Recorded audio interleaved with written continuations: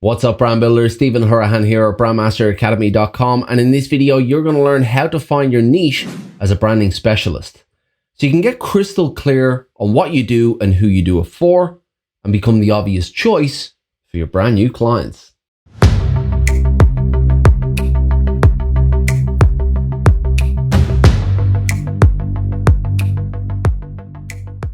Now, if you're new to the channel and you want to build brands that go beyond the visuals and the logo using strategy, psychology, and creative thinking, then you're in the right place. Hit that subscribe button and the notification bell. If you want to fast track your results, make sure you grab the Pro Brand Strategy Blueprint.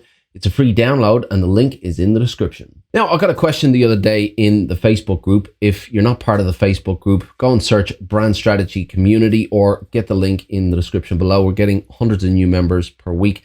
But I got a question the other day, which is a common one, and it was along the lines of, help, I can't find my niche. What do I do? And look, I get it. You know, when you sit down to find your niche for the first time, it is pretty daunting. And, you know, there's also that added element of thinking that you're closing the door to all this other business by picking a particular niche. But it is really important when it comes to positioning, because you become more relevant to a group of people. Now, the trick is finding what niche to pick. And I'm going to show you in 3 simple steps how you can do exactly that. Step number 1, list what you do. Now, this might seem like a simple one, but if you're in branding, chances are you do plenty of things. You might do design, you might do UX design, UI design, you might do copywriting, you might even build websites, you might do some development, you might do strategy or messaging. There might be a lot of different things that you do. So take the time and write down every single task that you do. Leave no stone unturned and write everything down. Step number 2, list who you could do it for.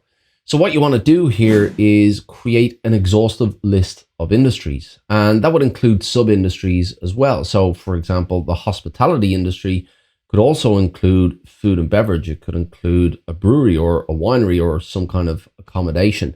The point is that there are many, many different industries out there. So take the time with this, really exhaust the list and get down as many industries as you can find. Step number 3, list the unique ways you could deliver your service.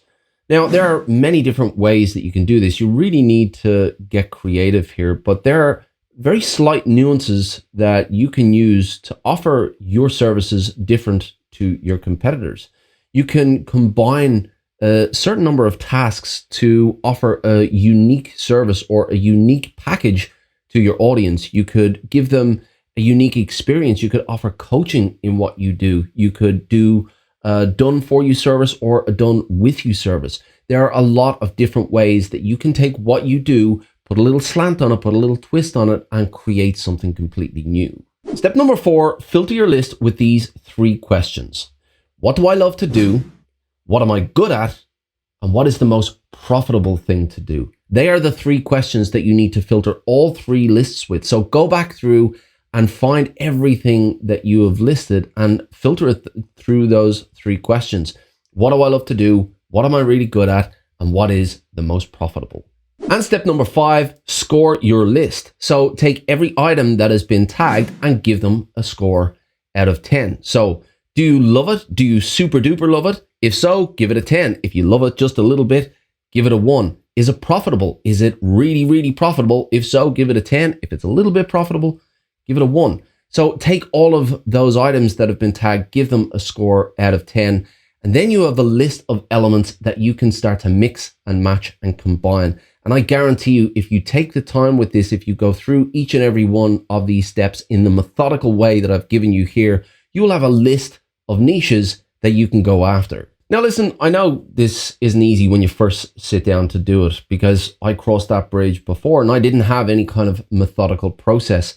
And as most people do, I sat down, I thought to myself, what can I niche in, and gave it a few minutes thought. And then I put it into the too hard basket and it stayed there for a long, long time. And I know that a lot of people do the same thing. They give it maybe 2 to 3 minutes thought about, what could I actually niche in? Where could I position myself? And then believe that it's too hard and it goes into the too hard basket. But if you do take the time to go through this methodical process, if you give it the time it deserves, then you can get the elements that you need to really go after a niche that you can go out and call your own.